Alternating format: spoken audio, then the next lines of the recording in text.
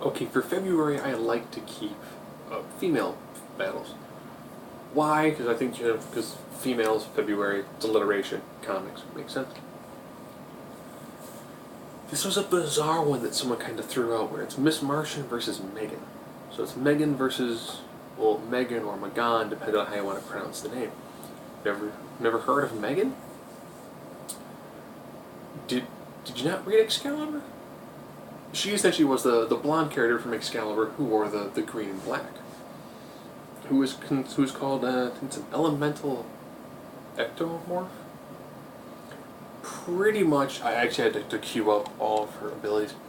She is a mutant with the abilities of shapeshifting, power mimicry, reactive evolution, super strength, durability, empathy, sees auras, animal communication, flight, energy absorption, and control over natural elements and healing. So she's a tremendous amount of abilities. If you ever actually saw her in the comics, she was normally on the arm of Captain Britain. If things were to go kind of rough, she'd transfer more into her more natural state, which is kind of feral with bad ears.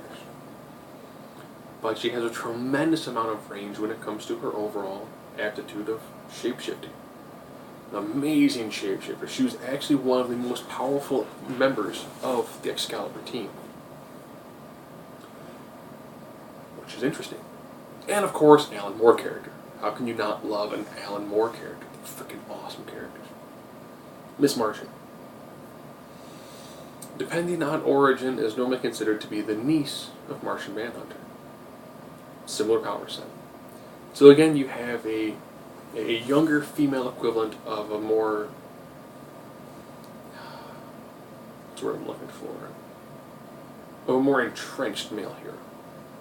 So Miss Martian is like the Supergirl to Martian Manhunter's Superman.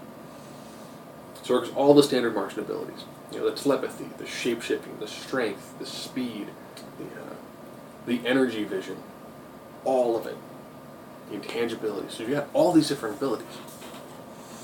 So I've got two people with just a litany of abilities. They're going to square off. I do a 9-point system. Intelligence, findability, strength, speed, durability, invulnerability, energy projection, versatility, and X factor. Get right into this. Intelligence. Both of them have levels of telepathy.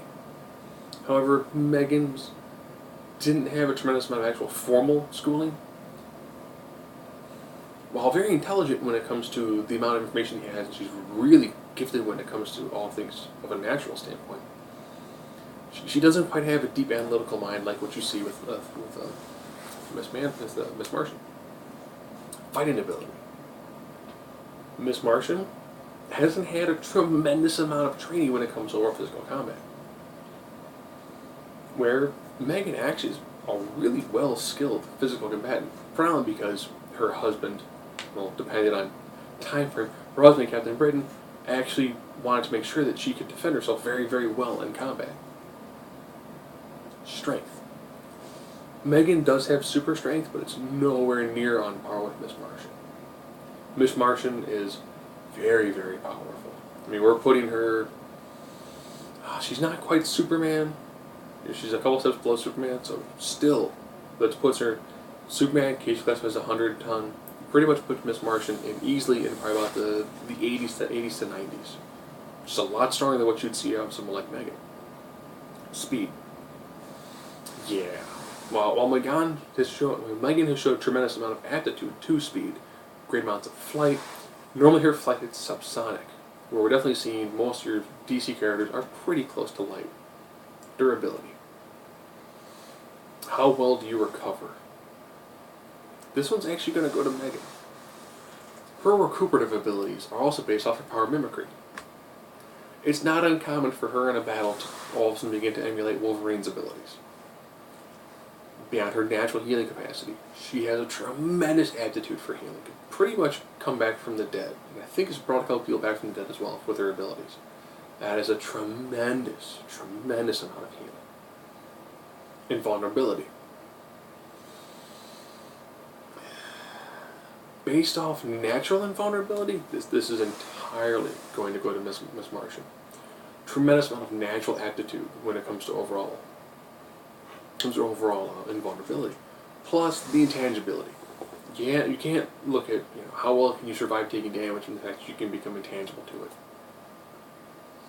Now we're looking at raw energy projection. Meggan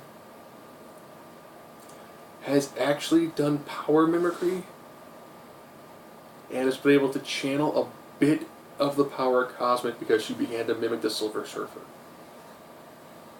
Yeah, her ability allows her to mimic the abilities of any character she's been in contact with. She uses her empathy and her ability to read auras, and the fact that she has a master control over all of the elements, and she can mimic anybody's power.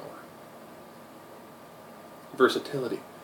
Did I mention she can mimic anybody's power? She's actually become the exact same size as Galactus before, and fought Galactus as an equal size individual.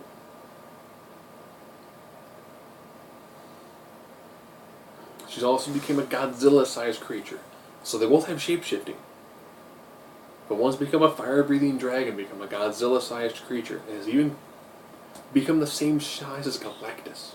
That is freaking insane. So you've got a whole host of abilities on Miss Martian, and the Martian abilities are they're huge. It's like Superman plus another character. A person has the ability to mimic anybody else, and sometimes simultaneously. Yes, that more or less means Meggan is very close to Rogue during Extreme X-Men. Rogue during Extreme X-Men had the ability to use multiple abilities at the same time, as well as use telepathy and telekinesis to enhance the abilities of other people. So you look at somebody, man, I could swear that we're fighting, Colossus and Wolverine. You're not. It's two regular guys. But she's using her telepathy and illusions to make you think you're seeing those guys, using the telekinesis to give them those abilities. Now I come down to X Factor. What is that one last little tidbit that's gonna put them over the edge? I had to weigh one of Meggan's biggest things is she's a very naive individual, so highly susceptible to telepathic attacks. Miss Martian, she doesn't like to really push somebody from a telepathic standpoint. She doesn't. I'm pretty sure if she were to, she would see the sheer amount of vulnerability and the horror that Meggan has experienced her entire life. From being ostracized by her parents, being thought of as a monster, pretty much kind of being left out in the middle of nowhere. She's had a really rough sort of life. So I don't picture her taking it that far, so I'm going to give it to Meggan, because one of the abilities she has is that perfect level of elemental manipulation. So earth, wind, water, fire. And the moment she does something related to fire, it's going to knock Miss Martian off her game. And Meggan is just a litany of abilities. She's a character who, ironically, when they talk about, they should really do something more with female characters. The way she is written and the way her powers are constructed, you could spend so much time working on her abilities and having scratched the surface. So you have someone who has a kind of like, it's almost more kind of like naive childlikeness to them, and is wielding the ability to mimic the powers of the Silver Surfer and become the exact same size as Galactus. She could be one of the most powerful heroes and villains at the exact same time. Which is amazing. Oh, and I forgot to, she also has understanding of magic. And is able to absorb the magic of someone like Baba Yaga and redirect those. So it almost seems like if they were to do it just right, the next time Scarlet Witch has some sort of episode, you just go, well, how are we going to stop her? How about we take this other mutant that we have, who Alan Moore kind of just went, she has the abilities of everything. He's turned invisible? Whoa, let's not go crazy now. She's got every other ability. And then, of course, Alan Moore would then cast a magical poop of leaveth this room now. But Meggan is such a tremendous character that I don't think has really truly been explored outside of Alan Moore and Chris Claremont, or anything related to Excalibur. So, interesting character. Look her up, read some about her. Very, very powerful character, who I think's kind of been lost because she's kind of part of one of the less successful British invasions that we had from the Marvel side.